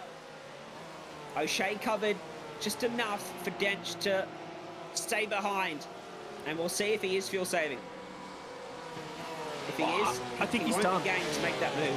I think he's done with the fuel saving that he had to do because he started the last lap and a half. He started closing back up again. I think you're right. I think there was some fuel saving that he had to do, but it wasn't a huge deal. It was just enough to just sort of get him home. That 2 seconds was really, really important. He closed that up and he's starting to press on. So I think he knows his number and I think he knows he's safe. So I think this is race on from here. Well, a track like this, it is very easy to save fuel because you're full throttle for so much of it. If you can get yourself into the toe of the car behind and just bleed off the throttle quite a bit earlier, you can almost coast, not completely off the throttle, but you can come off it about 10-15% at the end of the straight and maintain your speed. It allows you to save fuel quite heavily, and of course lift and coast into the corners, short shifting. There's a lot you can do to save fuel, and Dench is indeed closing right up here, Scott. And if he gets by O'Shea, does he have the pace for Damon Woods? Well, we've got 10 minutes left, 10 and a half minutes, so we're looking at minute 40 seconds from a lap time. He's only 2 seconds back here. Oh, I just don't know whether there's not. The problem is, if O'Shea, if they want to fight for it, I think he'll be out of time. I think he had to go probably 2 laps ago. It all depends with how quickly he gets by O'Shea. If he just gets by O'Shea really, really cleanly and just breezes by him, different story. He's got to, for me, if he's going to have a crack, it has to be this lap. It has to be clean and it has to be with no squabbling. I think he's just out of time. Yeah, if I'm O'Shea here, I'm not fighting for a championship, and Dench gets right up to me and tries to pass me, and I can't win the race where I am. I'm thinking, I want to win the race. I'm going to let Dench go and see if he can catch Damon Woods and drag me with him. That's his only chance to win this race as it stands. Well, I mean, the other side of the coin is this is $100 worth of super cheap auto vouchers as well. The difference between second and third, $150 for second and only $50 for third. So if Dylan O'Shea's got his eye on a few new parts for the car in the real world, I reckon there'll be a few more elbows than Matthew Dench will be willing to part with. $250 for the winner of the Super Auto voucher as well. It should be reminded. As Flock is right behind Daniel Yeaman. He is egging him on towards Zach Rattray-White, and Yeaman took a chunk out of him down there at turn number 8. This battle's going to heat right up for P6 in the closing laps. Well, Rattray-White went really, really hard in that middle segment. You're starting to wonder whether or not he might have taken something out of his tyres, or Dan Yeaman was like, okay, guys, you press on. I'm going to save the fuel from this little battle pack. He's done a great job, set his race up. He very, very... I think one of the benefits, you know, when you're a commentator, you're very aware and very open to what's going on within the race at large. Generally, you'll be able to have a flick of your eyes over a quick glance at a timing tower. Well, you're looking at timing towers nearly all day when you're a commentator, when you're in production, that side of things, so you can pass the information that's there and available to you a lot quicker than say, a regular driver may be able to. So the benefit here is... he might be more aware of the race at large, and he might have set himself up for that, and now he's paying the dividends. Yeaman isn't hunting for the toe from Rattray-White. He gets a bump draft from Sebastian Flock. Well, that's one way to increase your top speed. The other one's running a lot less wing. So when Flock gave him the hit, Yeaman's speed stepped up by 5 Ks instantly. That's the boost he got from that little nudge. Yeah, he strapped a BMW turbocharger to that Porsche engine. But there are some cars you've got to be careful with bump drafting, because you can actually pick the rear wheels up off the ground and the car in front. The cars that have a real sloped bonnet to them are very prone to doing that fun. Downs had an incident out of turn 7. Grabbed the fence. He was running in 10th at the start of this lap. He's still there, but he might have picked up some crucial damage there. This looks for me like he's picked up the throttle too early coming through the toe. I think that's all it is. I think he's just run wide coming off the toe. Really, really easy to do, by the way, this one, because the corner's just not really... Yep, no, completely only fine. Car's okay with that. It can kick across the track really violently, gotten away with it. Mega lap from Dylan O'Shea. He just found the fastest lap of the race. or he would have done, but he's picked up an off-track somewhere. He's just robbed himself of that honour. Well, I think that's what he's doing. They say to me, I had a really interesting conversation with Jack Boyd a while back, another really big sim racing driver, about off tracks and what they can actually do to your lap time. And he said, look, if I'm abusing every track limit that's available to me at Spa-Francorchamps, which we're heading to for the final round, by the way, in 2 weeks' time, there's a second and a half, 2 seconds if you're very egregious, like Matthew Dent just was with the grass on the wall on the right-hand side of the track. He's got to be careful. Don't grab that grass and spit yourself into the fence. Could lose the championship lead or the DNF. Rattray White, now he's defending from Daniel Yeaman. 6 minutes left in this race. Time. So that margin to our race leader, I think that's just about all over, done and dusted. But Dench's, he took a few laps, he dropped back a little bit, he's starting to close on Dylan O'Shea. The other side of the coin is Matthew Dench will be very, very aware of where he sits in the championship. He won't necessarily know the monetary stakes, because we've only just announced that, remember? So he won't have that in the back of his mind. And I don't know whether or not that'll phase Matthew Dench. Just such a cool customer. Nothing, you can throw a lot of stuff at Matthew Dench and just be, yeah, whatever, let's get on with it. You know, he's not phased like that. Whereas Dylan O'Shea, you can get underneath his skin very, very easily. In terms of things, he'll know I've got 21 points to play with. The guy that I need to earn more points over is Capel. Capel's behind me. I'm not worried. Look, second, yeah, it's $100 in terms of super cheap auto vouchers, but I'd rather have that big old trophy at the end of the season and, unknown to him, $1,000 prize. So, you know, he might just be a little bit more circumspect with whether or not he has a crack at O'Shea. Woods saw that 1 minute 41.0 from O'Shea and immediately responded with his own 1 minute 41.0, only he did it without the off tracks, and he does set the new fastest lap of the race. Everything that O'Shea has for Woods, Woods has an answer for. I think he beat it by 0.004 of a second, mind you. It was a 0.70 from David Woods. It was 0.74 with the off for Dylan O'Shea as well. And I tell you what, that is now a very, very big 83 Porsche in the review, and then he makes a mistake down at the heel. That is far and away the closest he's been. And in the meantime, these guys, well, they all know what each other's cars look like because they all know how big they are in the rearview mirror at this stage. Picture that BMW. Largest GT3 ever made, am I right? Oh, it certainly looks larger than it appears. I think when you get down at... oh, here we go. He went for it. They thought better of it. I didn't think he was close enough to have a dive on McMullen there, but he certainly had a crack. Got us out of our seat for a minute there. Sometimes you can spook him. Yeah, these two have been close together for quite a few laps now. Their lap times were almost identical last time by.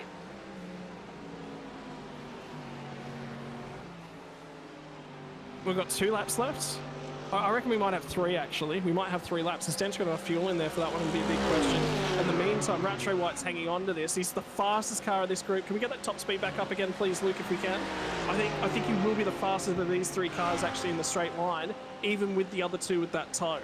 So 277, no, 291, 294, but that's with the draft in behind it. There's another big old BMW turbocharger whack to the rear end for Dan Yeaman. Every time that Rattray White goes to shake the draft, Gambin doesn't follow it, and I wonder if that's hurting him a little bit. He probably could be close enough to have a look, but he's not chasing that draft aggressively enough. Well, it depends. I mean, the other side of the coin is if he's actually working with Sebastian Flock, which that looks to be the case. Those two are probably on Discord with each other, sitting, you know, they'll be bantering, working together. If he wanders across the track and goes to chase the draft and Flock tags him, you've got to be square. And I know you know this, Ryan. I don't have to tell you that. Little moment here. Damon Woods is behind a lapped car and he gets by him. You always hold your breath. There's a lapped car comes up ahead of Damon Woods, but he successfully navigates Brenton Nitschke. Yeah. And he comes to the line. It will be 2 laps to go this time.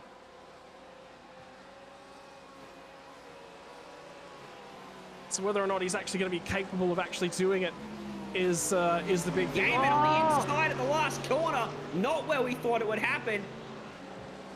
I wonder if Rattray White made a mistake. That's not the most likely place to make an overtake. Now he's on the inside for turn 1, and if he gets ahead, Rattray White will have the slipstream to come right back at him. They'll run side by side through the first corner. A lot of racetrack used by Rattray White. And they'll run side by side and give Sebastian Flock a huge opportunity. Yeaman lifts. Going to tuck back in, get that toe. Now what's going to play out down the back straight? Straight to the white line on the right-hand side goes Rattray White. Straight to the bumper goes Sebastian Flock. Trying to bump draft Yeaman past the Mercedes. Late on the brakes goes the Drop Bear Motorsport car. If he can hold position, he'll have the inside for the next corner. And he does. Yeaman's been in this spot before, almost 40 minutes ago, and he gets it done. Rattray White sets up the exit. Yeaman will have to defend. And this battle won't end until the checkered flag falls, I feel. Well, they're only going to have one more round through Watkins Glen. Rattray White ran wide out, the marbles on the outside. Yeaman moves across to give Sebastian Flock a slipstream. And Flock trying to stick his nose up the inside for turn number 8. Pulls it up nicely and should clear. Oh, a little bit of contact on the exit. He'd almost cleared Rattray White, who's desperately trying to hold on, and he does. He'll get back into the slipstream of Daniel Yeaman for the final lap of the race as Dench just laid down the fastest lap of the race. He's there too, Matthew Dench. That's the closest he has actually been as they come up to turn number 1. So he's not out of this yet. He may have a lot of track within which to get that move done. If it's not done down here at the end of this straight, as they turn it into turn number 5, a long way back, but that draft is really working with him, and O'Shea's going to weave. He's not going to do this. O'Shea's driven a lot of IndyCar. This is an IndyCar style tactic. It's where it started, the snaking. They're not offering off the draft. He'll move to the outside, and I think it's done. I think that's Dylan O'Shea with P number 2, but he's deep. He's deep into turn 5. Yeah, this isn't over. We saw him move the last corner for Yeaman just behind him. I wonder if Dench can do the same thing. Rattray White's now getting mugged by Sebastian Flock, who's getting the toe from Yeaman down the straight, round the outside of the carousel. He almost gets to Yeaman, and he clears Rattray White. Oh no! Not quite done. They'll switch back down, and now it's going to be just trying to pull that car up for Sebastian Flock. I think he's got the job done. They'll pick the pockets. The two drivers working together. I was going to say something. Drop Bear Motorsports for Daniel Yeaman will have a little bit of quality control from Zach Rattray White. That's the two teams you want to see going head to head. Well, up front though, Damon Woods, monumental battling behind him, but he has had no part of it. He has put it on pole and never looked back. It's been a dominating performance from Damon Woods. Led all but one lap, only through the pit cycle. Race win number 5 goes to Damon Woods for the Speedcafe eSeries Championship season. Keeps his championship hopes alive. Dylan O'Shea home in second ahead of Dench, who extends his championship lead over Capel. He comes home in 4th. And a P5 for Ross Rizzo. Yeah, that was a cracker. That was an absolute cracker. Ross Rizzo had a crack with the tyre strategy. Obviously, he was ailing on those left side tyres and not really all that much he could have done. So, look, at the end of the day, I mean, he's done everything he possibly could have, but not really anything left. Ben Faulkner, I mean, had pace early on, got feisty with it. He definitely, for me, I think he's definitely wore those front tyres off and then was just wrong place, wrong time. They all had a big go at things, and yeah, that's just about all he can say. Actually, Damon Woods just jumped on the in-game chat system and just said, congratulations, Matt Dench, on the championship. So he doesn't think that he's a hope on that one. It'll now be, I think it's been reduced to 2 after that. Bit stiff on Lachlan Capel. He's well within. Yeah, that's what I was thinking. It's Damon Woods. Next time out. Yeah, Woods. He'll be within 50 points, but he would need a DNF for Dench and probably a DNF for Capel as well for it to happen. He's missed around through real-life Formula Ford racing commitments. That'll cost him, but has it really cost him if he's going racing in Formula Ford? Probably not. But he wins his 5th race of the season, continues that 100% strike rate of finishing inside the top 5, getting a race win when he does. Now, before we go through the results, Scott, pair of Stream Racewear Sim Racing gloves to the best and fairest driver tonight, I would have to give my vote to Daniel Yeaman. Side by side for so much of that race, early on and at the end, didn't want to make contact with another car. Incident on pit entry, but he held his spot and raced really cleanly. Well, I mean, he did. You said didn't make contact with another car. I mean, they sort of bang wheels, bang doors, you know, just generic. I agree with you. Yeah, rubber's racing. Look, I don't see that as an issue. Are we being a little bit biased? I mean, Ross Rizzo, in terms of best and fairest, Ross Rizzo ran one of the quietest races I think I've ever seen Ross Rizzo run. He didn't even throw a dive, had no crack at overtaking anyone. But yeah, look, in terms of outright entertainment value, those two guys had it. I'm actually going to go ahead and on the other side of the coin though and say Zach Rattray White, because if you think of things, Rattray White did all of that on his own. Dan Yeaman had a lot of helping hand there from Sebastian Flock. So realistically, 2 versus 1, I'll give it to the underdog. Well, Luke's going to have to break the tie there, I think. We don't have Peter Davison to break the tie for us up here in the booth, so our director Luke will give us his vote for best and fairest, and we'll let you know who he chooses. While he does that, we'll go through the results. So Damon Woods wins in the end by 1.8 seconds from Dylan O'Shea. Matthew Dench comes home in third ahead of Lachlan Capel and Ross Rizzo rounding out the top 5. Daniel Yeaman does win at best and fairest, courtesy of Luke's vote. So a pair of Freem Racewear Sim Racing gloves coming the Drop Bear Motorsport drivers' way. Sebastian Flock bump drafts his way to P7 ahead of Zach Rattray White, who was so close to P6. It's P8 in the end for him, up 2 spots from where he started. Rob Bowden and Sebastian Vandel round out the top 10 despite that huge scare for Vandel towards the end of the race. Yeah, I mean, he hung on to a car. He had a... Realistically, that's probably the quietest I've seen Sebastian Vandel. He's got pace. He had the ability to certainly have a crack at a few of those guys, and he knew, I can't shove my nose in here. Can't realistically be that aggressive. Little mistake late on. Reasonable drive from Sebastian Vandel. Probably the best I've seen from him in recent history. I've seen a lot of times where he's, fallen by the way, so I got him involved in somebody else's incident. But tonight, I think that was a reasonable drive from Sebastian Vandel, for sure. Now, before we talk to the drivers, we've got 3 lots of $50 iRacing credits to give away to 3 completely random drivers. We've got the spinning wheel up there, so we'll give it our first spin and see which car number comes up and award them $50 in iRacing credits. You just hit the spin button, that'd be great.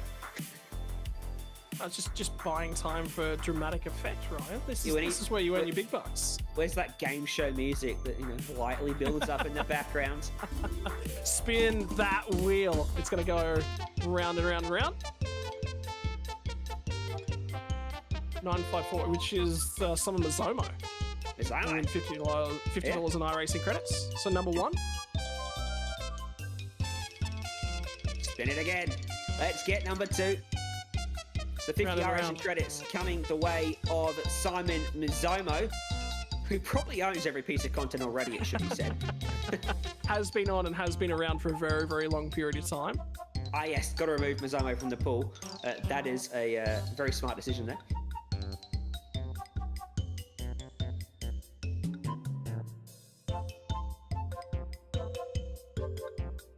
I mean, personally, I'm actually hoping for Rattray White or Sebastian Flock to get something, because Dan Yeaman's already won himself a pair of Freem Racing gloves. 84 is Sebastian Flock. Not rigs at all, we promise. Now we're on Google. All right, well, we're giving away 2. Is it 2 or 3? I believe we're doing 3. Yep, we're back.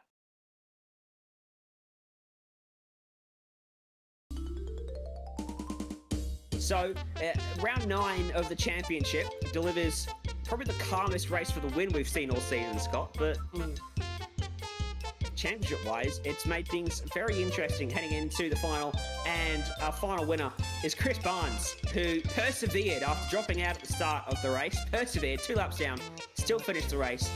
I think very deserving. 50 iRacing credits coming his way.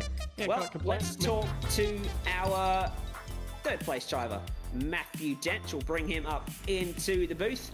Matthew Dench, it's P3 tonight for you, but crucially, you've extended your championship lead, and something you might not have heard about, we announced it on the formation lap.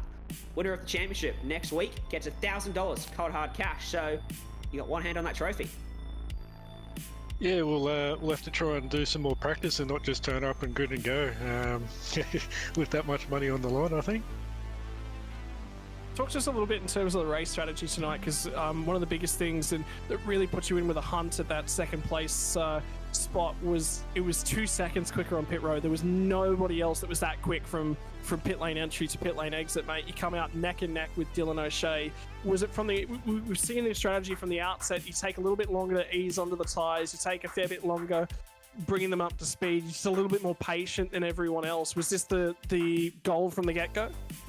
Yeah, I think like a few seasons ago, you used to be able to just be super aggressive with the tyres from start to stop. But these days, it feels like if you're aggressive on the tyre early, the car just falls off on pace dramatically. So I tend to just ease the car into it, and then once you sort of hit that halfway mark, you can just sort of let loose a bit more.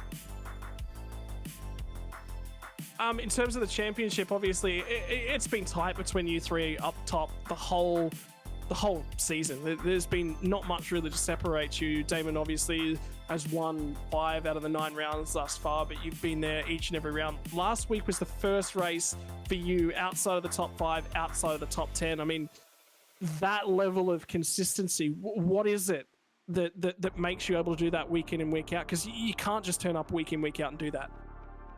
I think the change to the Porsches actually hurt me more than anything, because it's a new car, you need seat time to get used to it, and I've just I've driven the car like three times now, so we're starting to get our head around it. We're starting to get the setup dialed in, and next week hopefully we can get up there along next to Damon.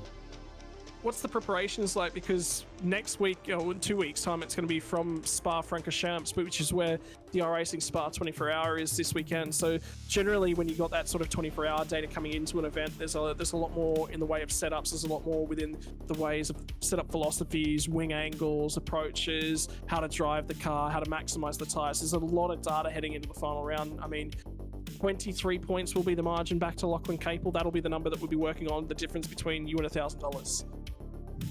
Yeah, usually there'll be really good setups for the car, but I think Team PGZ, I think they're driving a different car, but I'm not actually driving the Spa 24, so I won't have the laps of under my belt for all that one, and no doubt I'll just turn up and grin and go, but we'll try and log a few laps over the weekend and try and get the setup dialed in early, so we're not messing around in practice clicking away in the setup screen.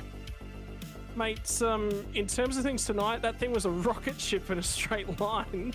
You opted to go very passive on the wing setting. You wanted to be the fastest Porsche out there, and boy were you. Is that normally how you approach things? Are you normally looking to be a little bit more trimmed out than the competition? Honestly, I just took last round setup and just lowered the rear ride height, so it wasn't trying to do 360s on me. So I think we're on like wing 10 out of 12, so pretty low rake on the car. So it was pretty quick in a straight line. And then finally, mate, there's been just about no sponsors other than talking about your teammate Simon Nicholson and the rest of the guys back at PGZ thus far. Surely somebody's walked out and said, "Hey, Matt Dance, do you want a little bit of support?" Honestly, I think I don't drive enough to bring too much attention to myself, mate. All right, mate. Well, best of luck next week. Next time out, $1,000 on the line. Good luck. We'll see you then. Yeah, thanks, mate. Catch everyone then. P3 tonight, Matthew Dent, Padisha Championship leader heading to the final round. Second place tonight was Dylan O'Shea, who joins us up here in the booth. Started second, finished second. Looks simple on paper, but it looked like a really tough race up there for you, constantly under pressure. Yeah, definitely that that second stint when Dench thought he'd underfuel by a lot, he put a lot of pressure on, and yeah, definitely a lot of pressure in the second stint. Talk us through the mindset from yourself. You're not in the championship hunt, but you're still 7th in the points. Is there a place you're targeting in the championship standings, or are you just going out there trying to win every race? No, I'm just trying to get the best result each week. I think this series has got a few big guns in here, so just to try and keep up my GT pace in here is just my goal. Obviously, you're not in the championship hunt this season, but if there is to be another season, this season the championship winner gets $1,000 cold hard cash. How much of an incentive would that be for you to come back and put in a lot of effort to try and win the title? Yeah, of course. That's a lot of money these days. These other sim series don't really put up that much, and so yeah, definitely is an incentive. But we'll see. We've got a lot of other series that I'm committed to, so we'll see how it aligns and make a decision from there. In terms of drivability tonight, keeping the car within track limits, how did it feel to you out there? Was the car stable? We saw a lot of people struggling with the rear end at times. Yeah, I think I dialed in a dock in practice there just to keep that rear end stability around the second last corner mainly. That was pretty bad, so you know, if you slide it there in the rear, most of the time you're going to overcorrect and in the fence. So yeah, just getting a setup that can be stable and quick at the same time is definitely key. So yeah.